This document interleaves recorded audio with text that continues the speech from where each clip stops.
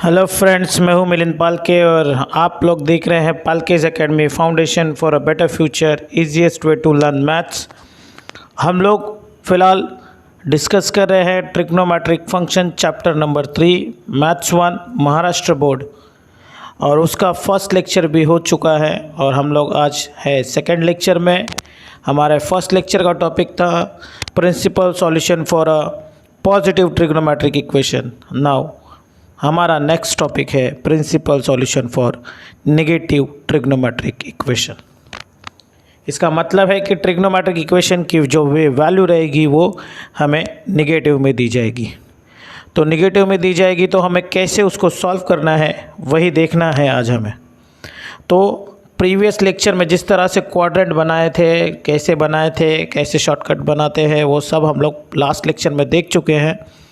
तो जो स्टूडेंट नया है या डायरेक्टली ये लेक्चर देख रहा है तो प्लीज़ जाके पहला लेक्चर गो थ्रू करें, एक बार देख ले तो उसको सारी चीज़ें क्लियर हो जाएंगी।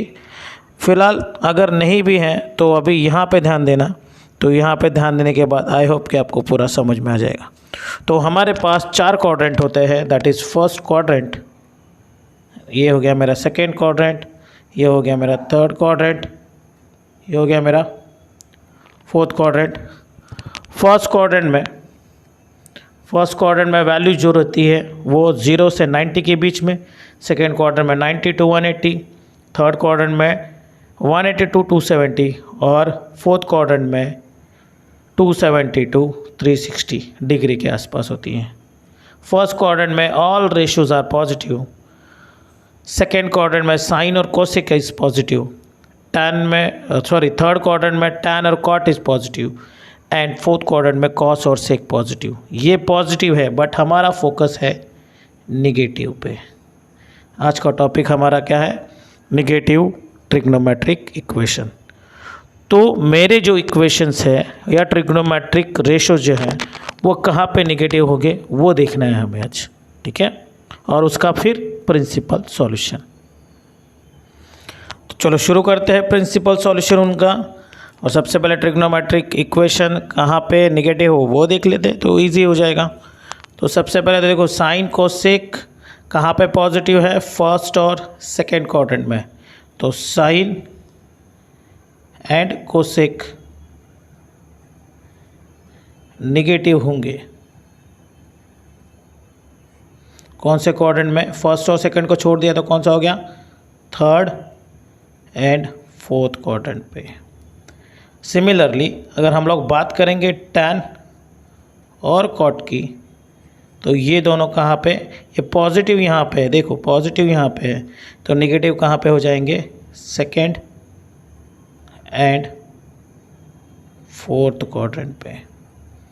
और फिर कॉस और सेक की बारी, कॉस और सेक कहाँ पे आ जाएंगे?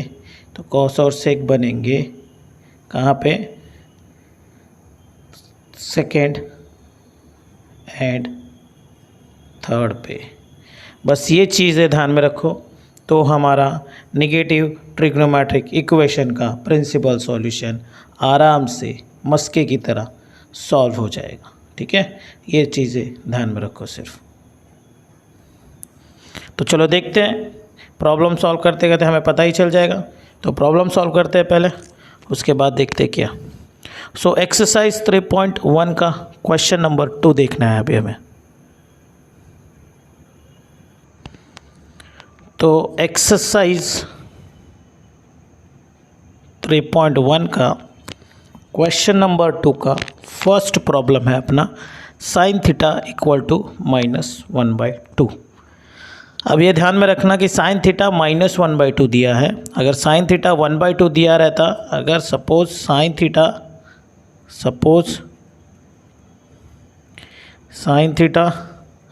1/2 दिया रहता तो ये ट्रिग्नोमेट्रिक इक्वेशन किस में आ जाता? पॉजिटिव में आ जाता। बट यहाँ पे उन्होंने -1/2 दिया है तो ये ट्रिग्नोमेट्रिक इक्वेशन आया नेगेटिव में। और थीटा की जो वैल्यू है यहाँ पे होती 30 डिग्री, ठीक है? थीटा की वैल्यू हो जाती थी 30 डिग्री। सो इस थीटा का बहुत इंपॉर्टेंट रोल है इस प्रॉब्लम को सॉल्व करने के लिए, क्योंकि जब साइन 30 होगा तभी उसकी वैल्यू हाफ होगी।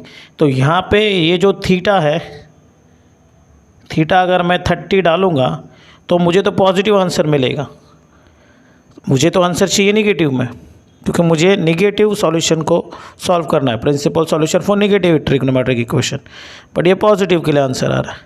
तो इसके लिए इसको कैसे सॉल्व करेंगे, तो देखिए यहाँ पे मैंने negative sign cosec tan cot sec cosec कब होता है वो यहाँ पे लिखा हुआ है। तो साइन कोसेक थर्ड और फोर्थ क्वाड्रेंट में क्या होता है, नेगेटिव होता है। तो थर्ड क्वाड्रेंट में उसकी थीटा की वैल्यू क्या होती है, पाई प्लस थीटा, और फोर्थ क्वाड्रेंट में क्या होती है, 2 पाई माइनस थीटा। तो इस दो जगह पे मेरा जो है साइन निगेटिव आने वाला है। तो उसमें ये जो थीटा है वो थीटा फर्स्ट क्वाड्रेंट के हिसाब से ही आएगा, तो ये थीटा वहाँ पे काम करेगा, तो ये थीटा वहाँ पे काम करेगा। तो देखो सॉल्व कैसे होगा। तो पहला जो जनरल सॉल्यूशन बनाएंगे हम लोग for negative sine theta equal to -1/2 के लिए, तो वो है मेरा जो साइन थीटा है, sine theta is negative in third quadrant, so sine theta equal to -1/2 which is equal to sine, third quadrant के लिए क्या लिखते हैं हम लोग, पाई प्लस थीटा, जो कि थीटा क्या है मेरा 30 डिग्री है, और you can say pi by 6 है, पाई बाय 6 है। तो यहाँ पे आ जाएगा sine pi plus pi by 6, इसको सॉल्व करेंगे तो साइन आ जाएगा 7 पाई बाय 6, क्रॉस मल्टीप्लिकेशन करने के बाद क्या आ जाएगा, साइन 7 पाई बाय 6। तो इस एंगल पे मेरा जो है थीटा मुझे मिल रहा है 7 पाई बाय 6, ये है फर्स्ट। सेकंड में थर्ड क्वाड्रेंट का तो काम हो गया है, अब मुझे किसकी बारी है, फोर्थ क्वाड्रेंट में। फोर्थ क्वाड्रेंट कैसे लिखते हैं हम लोग, 2 पाई माइनस थीटा, तो sine theta is equal to -1/2 where is equal to sine 2 pi minus theta, where theta क्या है मेरा, साइन 2 पाई माइनस थीटा जो है मेरा वो है पाई बाय 6। अब फिर से क्रॉस मल्टीप्लिकेशन करेंगे तो मुझे मिलेगा sine 12 pi minus pi by 6 which is equal to sine theta -1/2 equal to कितना आ रहा है, साइन 11 पाई बाय 6। सो इस हिसाब से मेरा जो थीटा बन रहा है सेकंड वाला वो बन रहा है theta equal to 11 pi by 6, ठीक है। ये हो गया सेकंड, ये हो गया मेरा फर्स्ट। अब इन दोनों को देखो, चेक करो, ये दोनों भी थर्ड और फोर्थ क्वाड्रेंट में एक्चुअली में लाइज कर रहे हैं क्या। तो देखो पाई बाय 6 हो गया मेरा 30 डिग्री, 30 × 7 दिस इज 210 होता है, और 210 थर्ड क्वाड्रेंट में आता है, तो ये हो गया थर्ड क्वाड्रेंट का साइन। और 11 पाई बाय 6 ये हो गया 30 × 11 हो गया 330 which is again in a fourth quadrant, तो ये इसका हो गया। तो इस हिसाब से मुझे negative values of sine theta -1/2 की दो वैल्यूज़ मिल गई है, निगेटिव ट्रिग्नोमेट्रिक इक्वेशन का प्रिंसिपल सॉल्यूशन मिल गया है, ठीक है। तो प्रिंसिपल सॉल्यूशन कैसे रहता है, वो 0 से तो बड़ा रहता है लेकिन 2 पाई से छोटा रहता है, तो ये दोनों भी 2 पाई से क्या है, छोटे हैं, तो हैंस प्रिंसिपल सॉल्यूशन।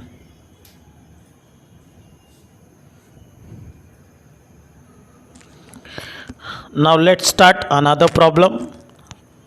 एक्सरसाइज 3.1 का क्वेश्चन नंबर 2 का third sub question, that is √3 cosec theta + 2 = 0। अब ये दिखने में पॉजिटिव है, जब इसको हम लोग सॉल्व करेंगे तो ये जो +2 है वो अगर RHS के साइड जाएगा तो क्या बनेगा, √3 कोसेक थीटा = -2 बन जाएगा, which is implies that cosec theta को अगर अकेले रखना चाहेंगे तो ये √3 जो है मल्टीप्लिकेशन में वो चला जाएगा डिवाइड में, तो मुझे मिलेगा -2/√3। अगर कोसेक से सॉल्व करना अगर डिफ़िकल्ट पड़ रहा है तो इसको हम लोग कन्वर्ट कर लेते हैं साइन में। तो कोसेक क्या होता है 1/sin, मतलब अगर इसको उल्टा कर देंगे तो मुझे साइन मिलेगा, तो मुझे रेशियो भी क्या करना पड़ेगा, उल्टा करना पड़ेगा, दैट इज़ -√3/2। हमें ये पता है कि कोसेक थीटा होता है 1/sin थीटा और वाइस वर्सा साइन थीटा होता है 1/कोसेक थीटा। तो अब मुझे ये मिल गया है कि साइन थीटा मुझे मिल गया -√3/2 और हमें ये पता है कि साइन थीटा √3/2 कब आता है, जब मेरा थीटा 60 डिग्री होगा या तो π/3 रेडियन फॉर्म में। ओके, π/3 रेडियन फॉर्म में। तो मुझे थीटा मिल गया है।